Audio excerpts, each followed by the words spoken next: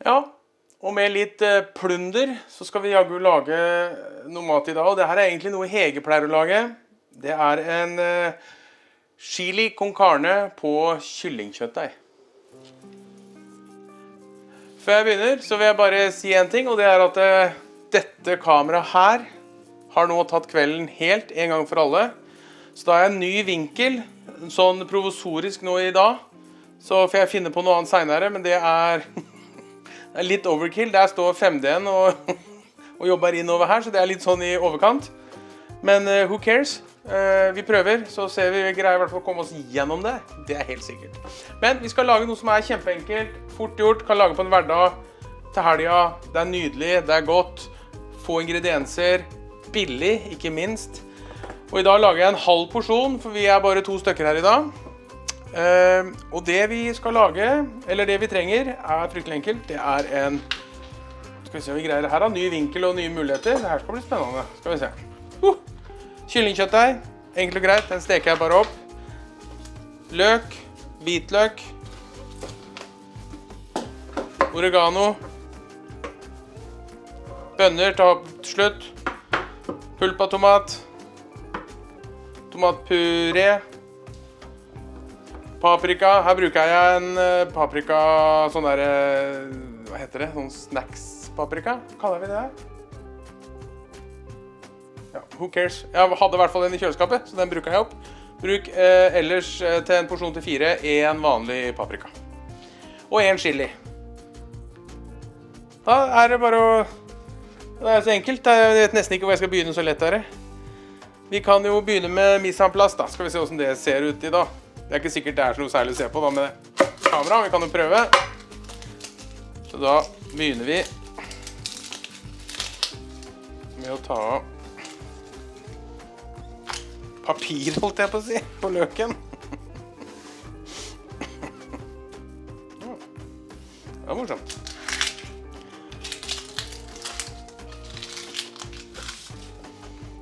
Sånn, nå skal jeg tenke på at dere der, så skal jeg få skjært vinkel der, da skjærer vi det.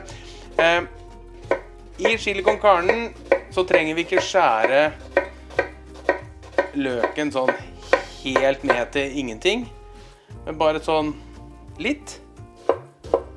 Så den trenger ikke være helt unison heller, det bare hyggelig at det litt struktur i det vi skal spise, fordi når vi bruker kyllingkjøttdeigen sånn som vi gjør nå, kan jeg ikke holde kjeft når jeg skjærer da, for når vi bruker kyllingkjøttdeigen sånn som vi gjør nå, så trenger ikke den her koke mer enn, ja, vet du hva kvarter. Ish. Og underveis så kommer jeg til å spørre Hege om ting, mest sannsynlig. Hege? Bruker du 1 løk til 4, eller bruker du 2 da?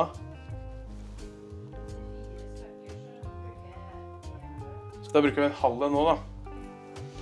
Yes, en halv løk, jeg fikk jo svar på det. Den steker jeg sammen med... Vet du hva, jeg lar den få en egen en, Skal vi se.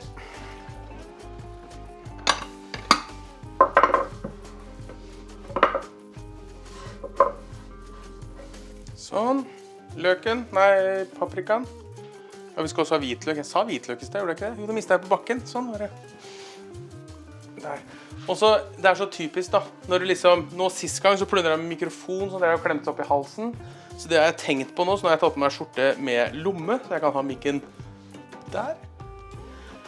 Men da virker jeg ikke kamera. Det liksom kan ikke gå greit, liksom.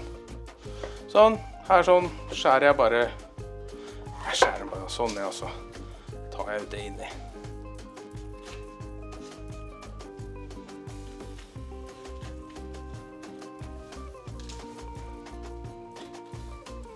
Den var ikke like lett å gjøre fancy, som den andre.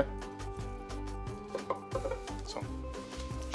Og her også vil du jo ha litt crunch i det, da. Du vil liksom ikke skjære det ned til ingenting. Det på en måte det første jeg lærte av Hege, for når jeg skjærer her, vet du, skjærer jeg det ned til ingenting. Men litt, så det litt biter. Trenger heller ikke være så unisont. La oss ikke være så forbannet nøye da. Sånn. Ikke sånn. Der.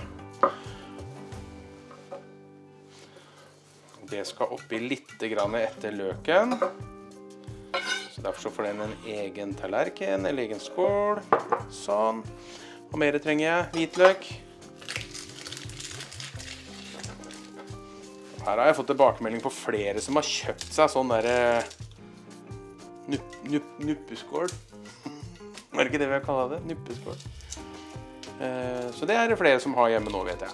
Det er fint. Så vet jeg det er en som venter på også. Det er stas. Det er stas.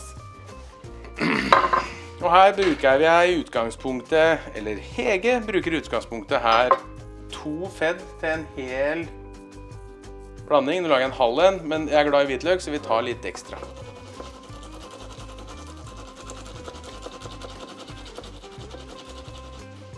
Sånn. Da var det gjort. Chilien. Den skjærer jeg litt mindre biter, så ikke du får en hel chili-bit i munnen. Det er ikke alle som setter pris på. Jeg holder med 1 chili, eller i utgangspunktet nå da, så bruker vi 1 chili på en full porsjon. Så jeg bruker litt mindre, sånn, enn en hel en. Den skal opp i stekepanna sammen med paprikaen, så den tar jeg bare rett opp i paprikaen, sånn. Sånn, spennende sånn den nye kameravinkelen her da. Sånn, er det mer som skal skjæres opp nå? Nei. Da tar jeg bare pulpaen rett i kasserollen. Sånn. Og så skal vi slå på, da setter jeg temperaturen på kasserollen litt lavt, bare så den får lov å varme seg opp litt sånn rolig mens jeg venter på alt det andre. Sånn. Stekepanna, kliner vi sånn, passe til. Litt olje. Sånn. Og så skal vi ha da kyllingkjøttdeigen, så den bruker jeg ikke godkniven min på til å åpne, selvfølgelig. Da tar vi et eller annet. Så da bruker jeg den. Den var skarp.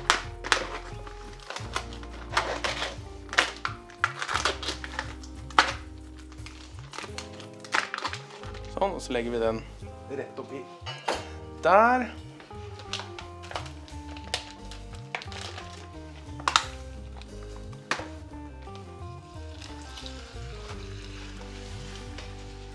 Bare vasker meg litt kjapt på hendene. Så her ble det varmt med en gang, så her skal vi bare begynne å røre med en gang.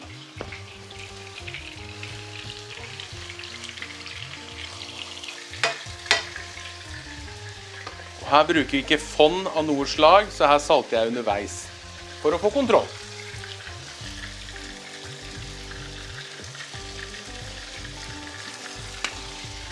Så litt pepper.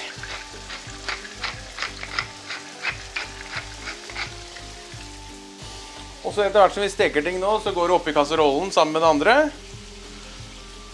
Ja, så grunnen til Hege steker i 2 runder, har jeg lært, er fordi kyllingkjøttdeigen trenger litt mer steketid, og så begynner det å brenne, så får du det ikke ordentlig.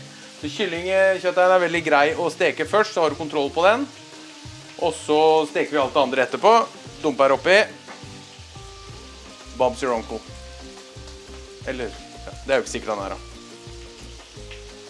Og helt til slutt så dumper vi disse oppi. Kunne vært reklame, det. Oh my god! Og her er det jo heller ikke så nøye om du steker den gjennom eller ikke, for den skal koke ganske lenge oppi, eller den skal koke oppi sausen. Men jeg liker å få litt skorpe på det, da smaker alt kjøtt bedre. Til og med fisk. Synes jeg.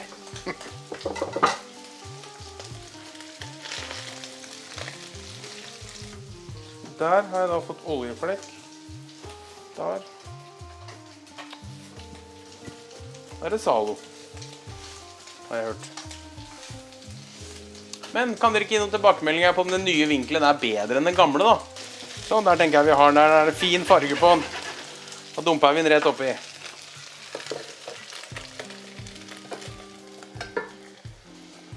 Sånn. Bitte litt mer olje. Det er ikke så mye nå. Begynner vi med løken.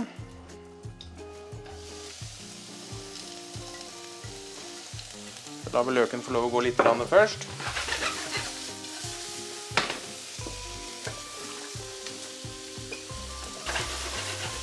Sånn, så lar vi den begynne. Gjør vi paprikaen og chilien. Skal vi ha tomatpureen. Mye tomatpuré pleier du å ha i en full. Ok, 2 spiseskjeer, da skal vi ha 1 spiseskje i nå. Hvitløken oppi her. Sånn, og så kjennes det ut som bitte litt mer olje. Sånn. Og så bruker du 1 spiseskje oregano. 2, ja. Da skal jeg ha 1. Sånn. Alt i stekepanna kjører vi da. Sånn.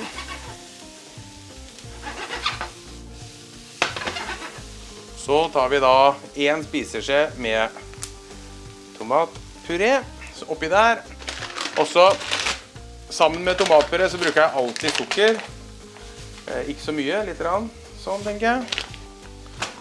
Så vi har litt rann salt.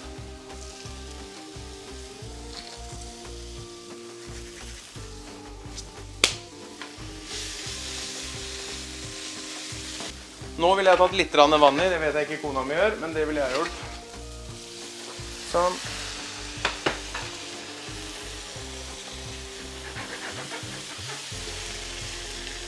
Bare for å få løst opp den tomatpureen ordentlig. Jeg vil også ha litt pepper i.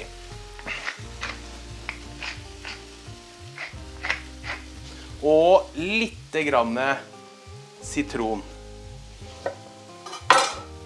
Rett i her. Så. Så dumper vi det bare oppi.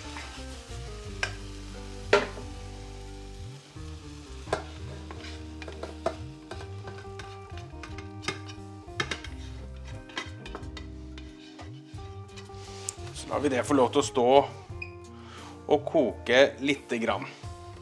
Så er vi på G igjen. Da har den kokt i 10 minutter ish tid. Da skal vi ha i bønnene. De skal jeg bare skylle og få oppi. Og det også vet jeg det er delte meninger om. Noen tar bare og dumper hele dritten oppi, mens andre skyller i. Nei, jeg skyller i. Og rett oppi med de. Sånn. Og når jeg har alt oppi nå, så skal vi smake det til. Så de står litt sånn at de får lov til å bli ordentlig varme, men de trenger ikke koke. Skal vi se.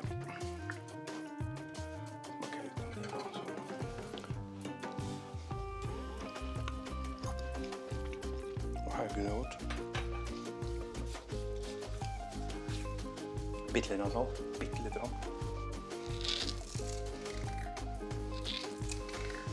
Sånn. Pepper var det nok av. Da er det faktisk ferdig. Da er det bare å begynne. Da legger jeg opp her. Det blir en utfordring nå i dag da. Skal jeg prøve å legge den opp med motsatt hånd da. Går det? Halvparten til hver. Cirka 2 porsjoner.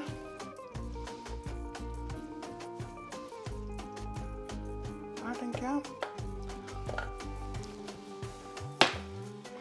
Sånn. Og her kan du selvfølgelig pønte med, ja, hva vil jeg brukt oppå her da? Koriander kanskje, frisk koriander hvis jeg hadde hatt, har ikke.